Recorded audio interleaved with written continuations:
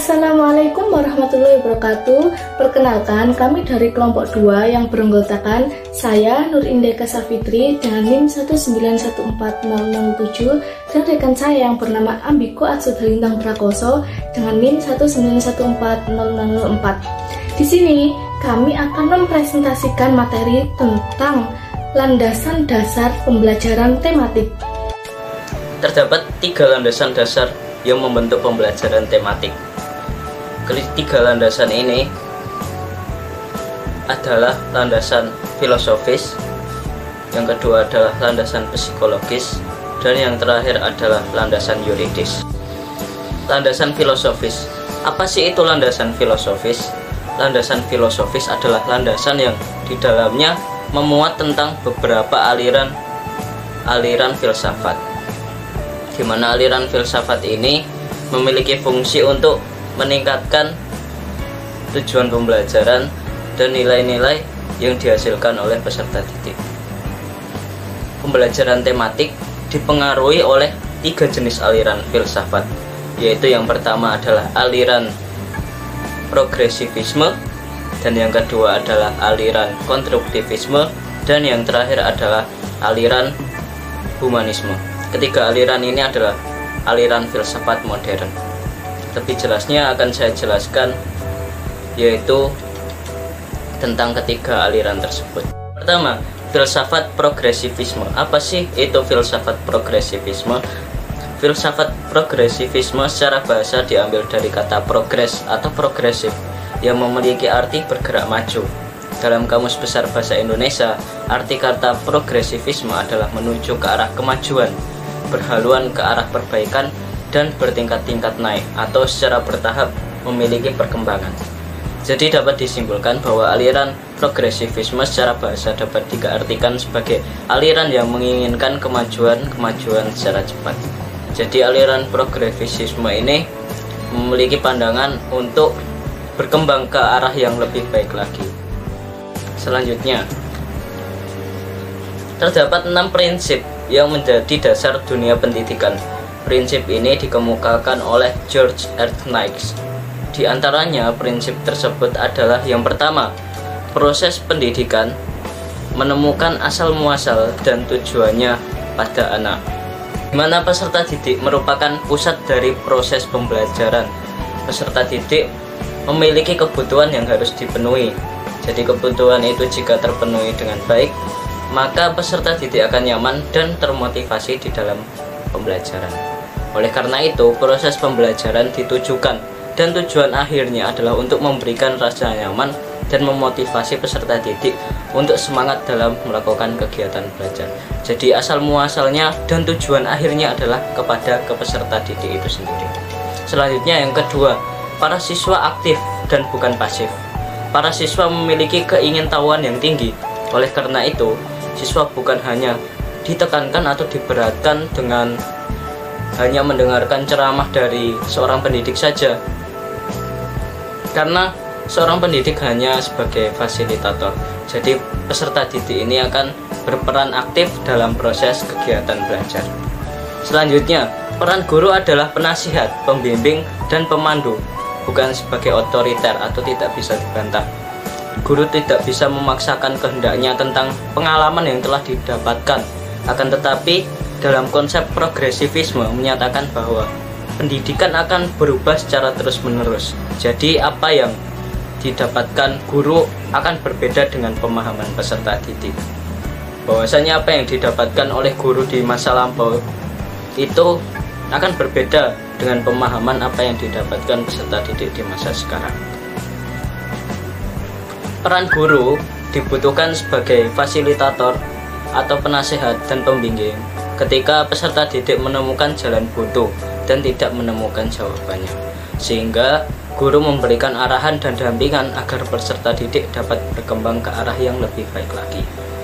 Selanjutnya D. Sekolah atau madrasah adalah dunia kecil dari masyarakat besar. Pendidikan berarti sebuah kehidupan kecil dari kehidupan bermasyarakat. Jadi tidak ada dunia atau tidak ada dinding-dinding yang membatasi antara peserta didik dengan kehidupan masyarakatnya.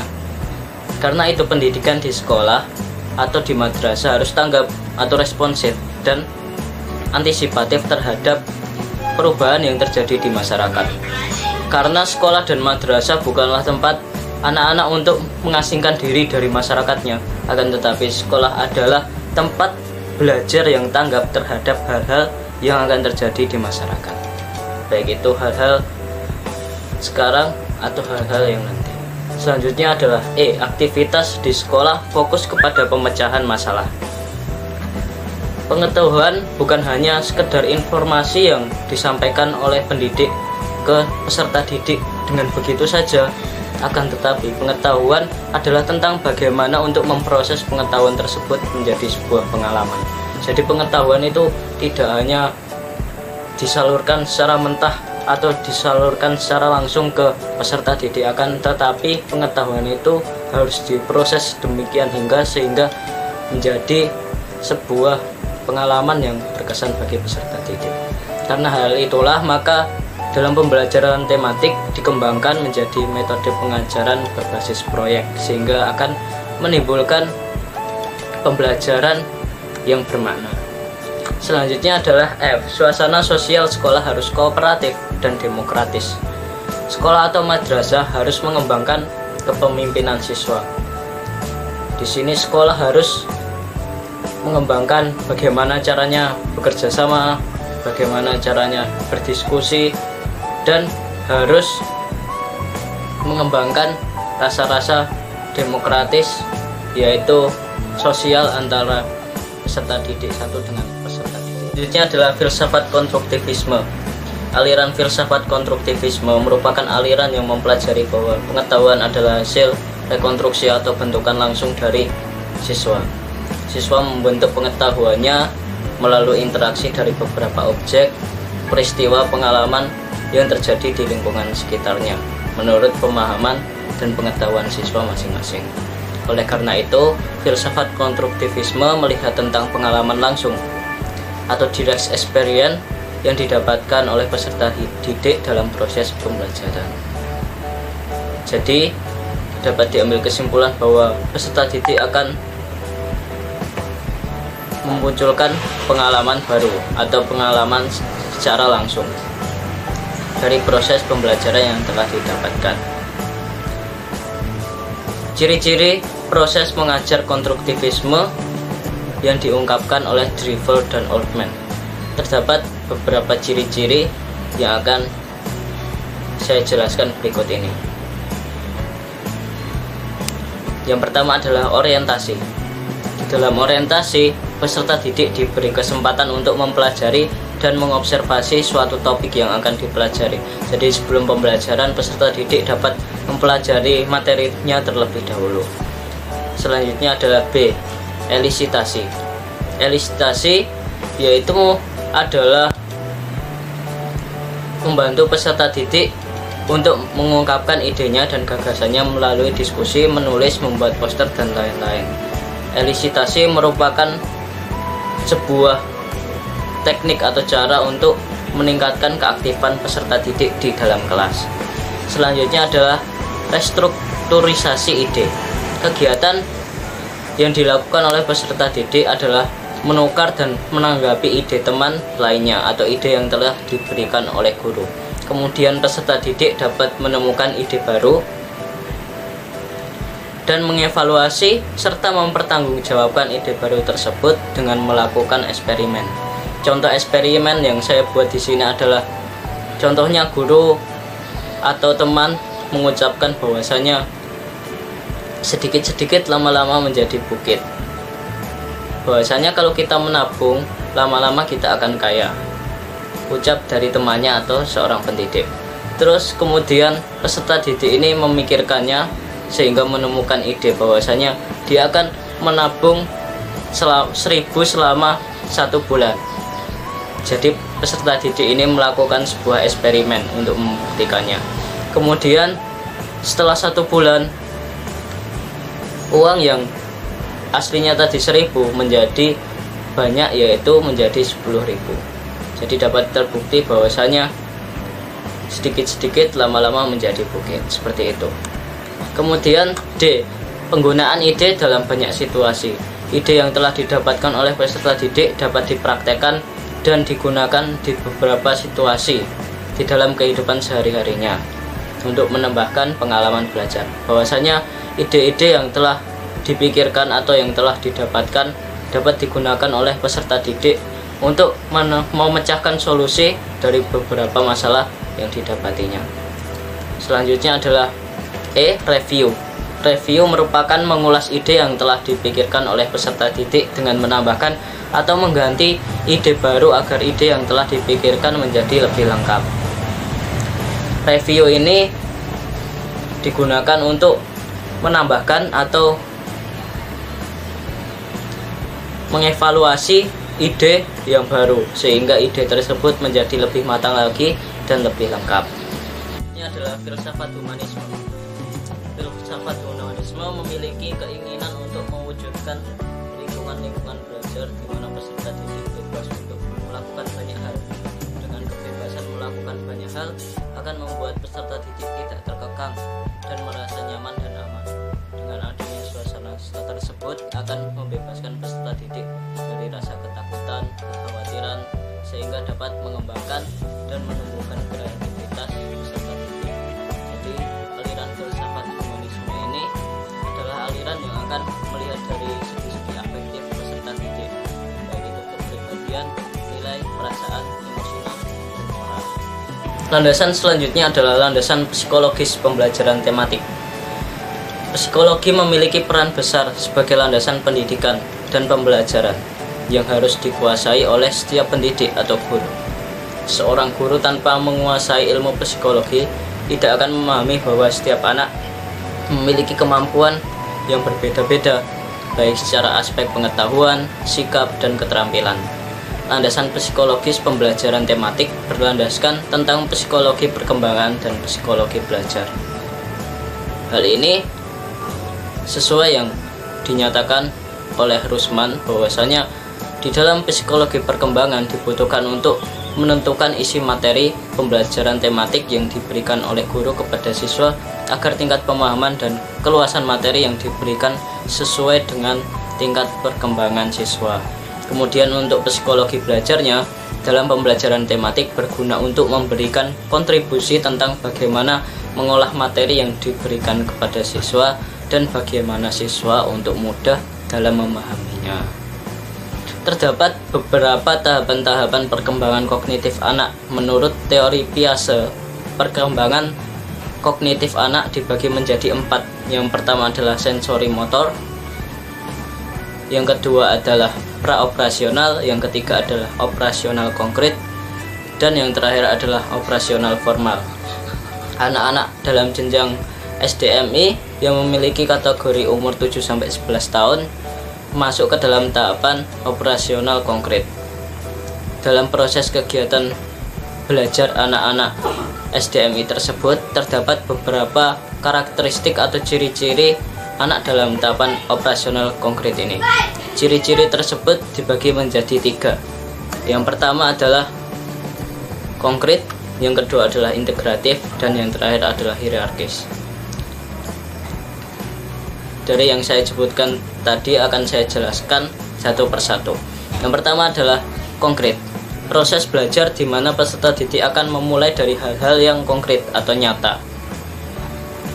Untuk memberikan pengalaman nyata kepada peserta didik, maka contoh kegiatan belajar yang dapat diambil adalah kegiatan yang berlangsung di lingkungan sekitarnya atau pembelajaran lingkungan, di mana pembelajaran yang berbasis dari sumber lingkungan akan memberikan pembelajaran nyata atau secara langsung, sehingga pembelajaran akan memberikan pengalaman yang lebih bermakna, lebih faktual, dan lebih objektif, dan dapat dipertanggungjawabkan. Selanjutnya adalah integratif. Proses belajar di mana peserta didik akan memandang segala sesuatu yang dipelajari akan membentuk sebuah keutuhan dan terpadu. Maksudnya di sini peserta didik itu tidak dapat memilah-milah atau menyeleksi dari berbagai disiplin ilmu, itu masih sulit. Jadi untuk itu Atau karena itulah maka peserta didik ini diberikan pembelajaran yang tidak memilah-milah dan menyeleksi dari berbagai disiplin ilmu tadi, dan dibentuk menjadi suatu keutuhan yang terpadu. Dengan adanya suatu keutuhan yang terpadu ini akan mendapatkan pengalaman belajar yang lebih bermakna lagi. Jadi dapat disimpulkan bahwasanya nantinya di dalam pembelajaran tematik adalah pembelajaran yang menyatukan dari berbagai disiplin ilmu, sehingga tidak memilah-milah atau menyeleksi pembelajaran. Karena cenderung anak-anak di masa operasional konkret akan susah untuk memilah-milah atau menyeleksi berbagai disiplin ilmu. Selanjutnya adalah hierarkis. Proses belajar di mana peserta didik berkembang secara bertahap, mulai dari hal-hal yang sederhana ke hal-hal yang lebih kompleks. Jadi di sini peserta didik akan memulai dari hal-hal yang kecil ke hal-hal yang lengkap. Tidak bisa peserta didik ini memulainya dari hal-hal yang rumit atau yang lengkap dulu kemudian ke sederhana. Peserta didik ini akan dituntun untuk secara bertahap dari hal-hal yang kecil atau hal-hal yang mudah ke hal-hal yang rumit. Menurut Santrok mengungkapkan bahwa terdapat teknik dan strategi pengajaran yang dapat dilakukan oleh seorang guru kepada anak-anak usia SD dengan merujuk teori dari Piaget. Strategi tersebut adalah yang pertama menggunakan pendekatan konstruktivis, yaitu pendekatan yang membangun peserta didik. Yang kedua adalah memberikan fasilitas peserta didik untuk belajar, bahwasanya peserta didik dalam pembelajarannya itu membutuhkan kebutuhan, yaitu fasilitas-fasilitas yang memenuhi untuk tercapainya tujuan pembelajaran.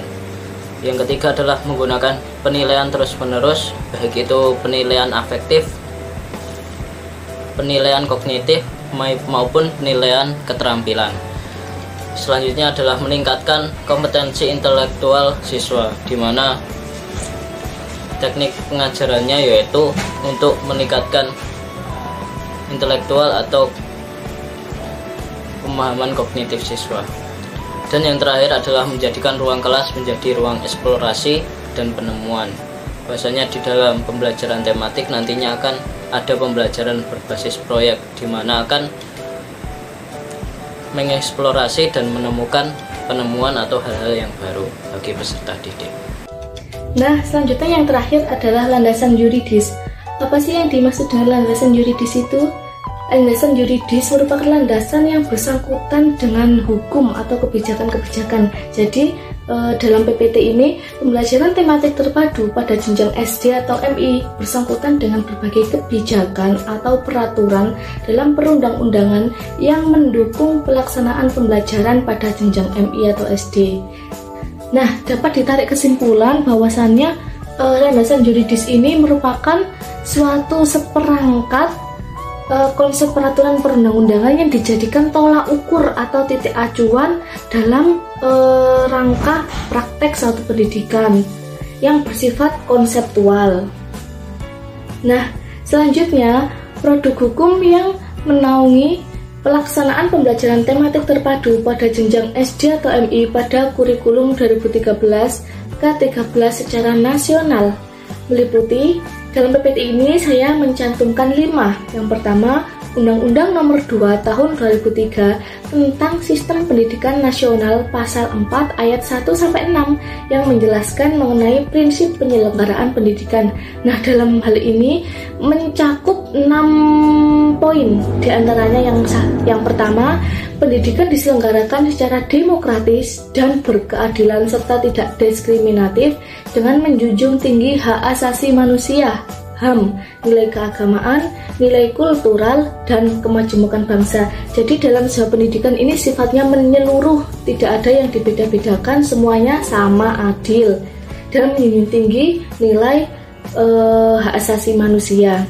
Terus yang kedua, pendidikan diselenggarakan sebagai satu kesatuan yang sistematik dengan sistem terbuka dan multi makna. Jadi pendidikan ini dilaksanakan sebagai satu kesatuan yang sistematik menjadi suatu yang utuh, yang mempunyai makna dalam pendidikan itu sendiri. Terus yang ketiga, pendidikan diselenggarakan sebagai suatu proses pembudayaan dan pemberdayaan peserta didik yang berlangsung sepanjang hayat. Jadi dalam sebuah pendidikan tentunya ada perubahan yang lebih baik lagi. Jadi dari mutu siswa itu sendiri akan mengalami perubahan yang lebih baik dan tentunya pasti akan terbawa sampai di akhir masanya karena adanya proses perubahan tersebut. Terus poin yang keempat, pendidikan diselenggarakan dengan memberi keteladanan, membangun kemauan dan mengembangkan kreativitas peserta didik dalam proses pembelajaran. Jadi dalam hal ini pendidikan itu memberikan suatu keteladanan, suatu perubahan yang lebih baik dan mengembangkan kreativitas. Skill apa yang dimiliki oleh siswa tersebut maka akan bisa dikembangkan dalam proses pendidikan itu. Semua bakat minat bisa disalurkan. Terus yang kelima, pendidikan diselenggarakan dengan mengembangkan budaya membaca, menulis, berhitung bagi segenap warga masyarakat. Jadi dalam sebuah pendidikan ini mulai dari membaca, menulis, berhitung semuanya dikembangkan sesuai dengan porsi jenjang SD dan MI. Dan poin yang terakhir nomor 6, pendidikan diselenggarakan dengan memberdayakan semua komponen melalui peran serta dalam penyelenggaraan dan pengendalian mutu layanan pendidikan. Jadi pendidikan ini dilaksanakan dengan memberdayakan semua komponen masyarakat. Semua unsur-unsur yang ada di situ ikut serta berpartisipasi, berkontribusi dalam pelayanan pendidikan. Produk hukum yang kedua yaitu Peraturan Menteri Pendidikan dan Kebudayaan atau yang biasa disingkat dengan Permendikbud nomor 67 tahun 2013 tentang kerangka dasar dan struktur kurikulum serta dasar dan madrasah ibtidaiyah yang kemudian diganti dengan Permendikbud nomor 57 garis miring 2014 tentang kurikulum 2013 sekolah dasar garis miring madrasah ibtidaiyah pasal 11 ayat 1 sampai 2. Nah, dalam hal ini peraturan perundang-undangan ini sudah ditetapkan dan benar-benar paten yang berbunyi dalam hal ini ada dua yang berbunyi pelaksanaan pembelajaran pada sekolah dasar atau madrasah ibtidaiyah dilakukan pendekatan pembelajaran tematik terpadu. Jadi dalam pembelajaran tematik terpadu ini sudah terkonsep pendekatan yang cocok dalam pembelajaran tersebut. Dan yang kedua, pembelajaran tematik terpadu merupakan muatan pembelajaran dalam mata pelajaran sekolah dasar atau madrasah ibtidaiyah yang diorganisasikan dalam tema-tema. Nah, seperti pengertiannya bahwa tematik terpadu ini merupakan sebuah mata pelajaran yang dihubungkan menjadi satu tema dari beberapa pelajaran. Oke, selanjutnya Peraturan Pemerintah Nomor 32 Tahun 2013 tentang perubahan atas Peraturan Pemerintah Nomor 19 Tahun 2005 tentang Standar Nasional Pendidikan Pasal 19 Ayat 1 yang berbunyi proses pembelajaran pada satuan pendidikan diselenggarakan secara interaktif, inspiratif, menyenangkan, menantang, memotivasi peserta didik untuk berpartisipasi aktif, serta memberikan ruang yang cukup untuk bakat dan minat, serta pengembangan fisik maupun psikologis peserta didik. Jadi dalam hal ini semua komponen dalam membentuk peserta didik itu lebih baik lagi akan dikembangkan dengan perantara pembelajaran tematik ini. Jadi peserta didik memang benar-benar harus berperan aktif. Pembelajaran ini bersifat student centered learning. Seperti itu. Oke, produk hukum selanjutnya yang keempat adalah Keputusan Menteri Agama Nomor 117 Tahun 2014 tentang implementasi kurikulum 2013 di madrasah. Pada KMA tersebut disebutkan bahwa mata pelajaran di MI. Nah, dalam hal ini yang mencakup mata pelajaran yang dikemas dalam pembelajaran tematik ini meliputi yang pertama pendidikan agama Islam. Pendidikan agama Islam ini mencakup seperti akidah akhlak, Quran hadis, fikih, sejarah kebudayaan Islam, SKI dan lain sebagainya. Terus yang kedua, pendidikan Pancasila dan kewarganegaraan atau yang biasanya disebut dengan PKN. Terus yang ketiga, bahasa Indonesia. Yang keempat, bahasa Arab. Yang kelima, ilmu pengetahuan alam (IPA). Dan yang keenam, ilmu pengetahuan sosial (IPS). Terus seni budaya dan prakarya atau yang biasa disebut dengan SBDP, dan pendidikan jasmani, olahraga dan kesehatan atau biasa disingkat dengan PJUK.